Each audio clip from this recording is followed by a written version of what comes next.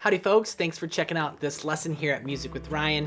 In this video, we're going to learn all about the G-Major Pentatonic scale, and we're going to do it largely in first position, or this open position. We will extend it to some fretted positions as well, and we will also add some embellishment notes to it to help spice it up and give it that bluegrass guitar sound you might be looking for.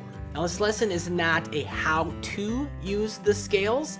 That could be a totally separate topic here. We're just going to get familiar with the G major pentatonic, the notes, a few very common positions and shifts we can use to, kind of solo across the fretboard, at least a little bit anyway.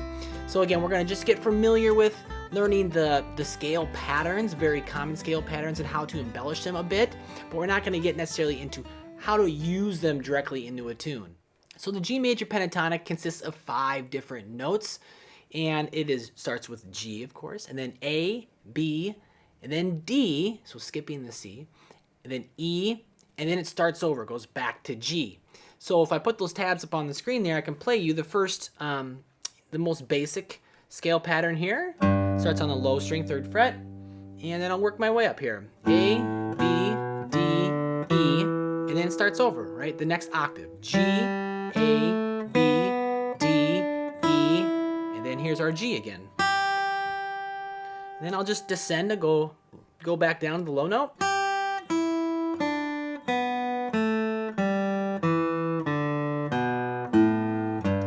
So when you practice this, you could do a couple different things to get familiar. First, we're going to build muscle memory. I want you to memorize the scale pattern.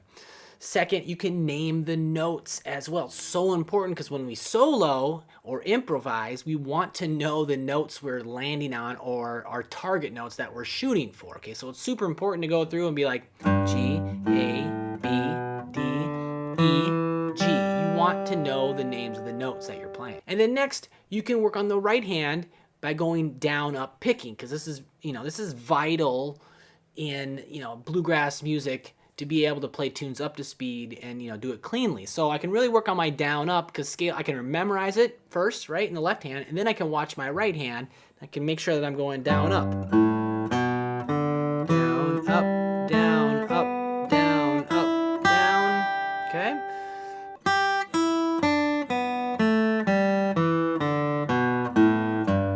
And then when you're getting more comfortable with both the left and the right hand, you can begin to bump the speed up. The next one I want to look at is G major pentatonic with extension. Now this is probably one of the most commonly used shifts in bluegrass guitar. It is for me, I know that. And so it's really nice to go from an open kind of position scale to a closed position, and it really starts to open up the doors for just doing more when we're soloing. So here it is. It starts off the same. The first octave is the same. Right here we shift to the 4th fret. So this is B, and then D, E, and then G. And then I just work my way down.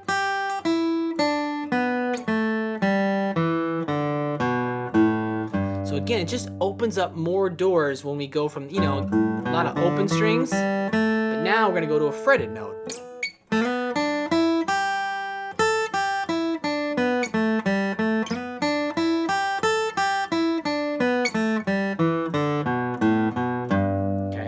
Now I'm being pretty straight ahead, or just going up and down the scale patterns and being kind of dry about it as I'm demonstrating it. I want to make sure that you're getting familiar with it.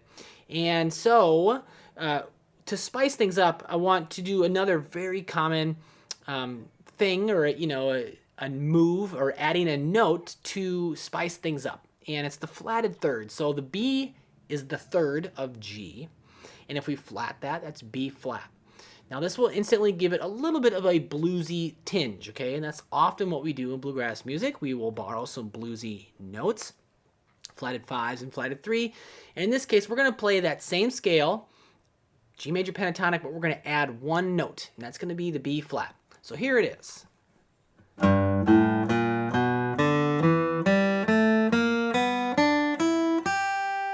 Okay, did you hear the difference right away? Listen again. I'll go down.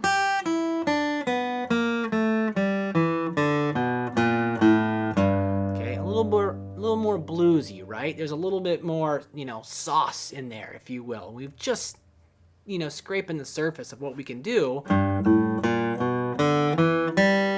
of the G run, right? Even sounds a little more bluesy to my ear when we go down, B flat down to A. Okay, now last I want to check out the G major pentatonic with the flatted third extension. Okay, so we did that when we used the fretted notes, right? So now we're going to add the flatted third into that as well. And it's going to be a little bit longer, okay? So it starts off the same, or the first octave, right?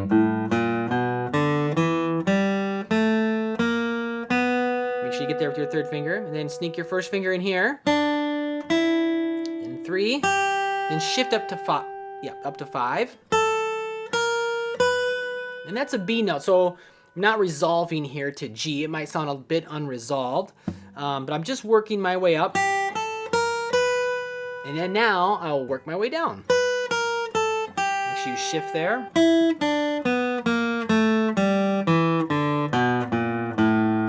And now we've worked up and down the fretboard a little bit, right? We've moved up to the 7th fret on the high E all the way down to the low string on the 3rd fret, right? And so it just gives us more room, more choices, opens the doors for, we're just playing, again, scratching the surface of the note choices or possibilities. Could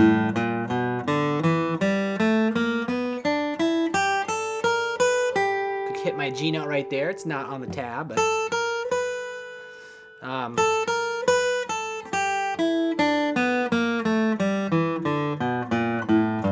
okay. And so then when you're familiar, you're comfortable, you don't have to just go directly up and directly down anymore. You make up your own patterns. You need to goof around. You need to noodle, okay, with the scale and see if you can make up licks or phrases or simply just noodle, right? Getting your hand stronger, getting your right hand better, but you can go up a little bit and then down and then up. Some people call them folding scales. But, just to go off the cuff here and show you. I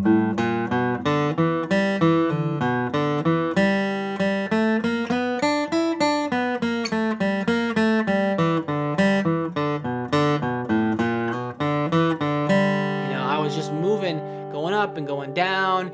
And sometimes I go up a note and go down 3 notes and so forth. And so you just have to mess around a little bit.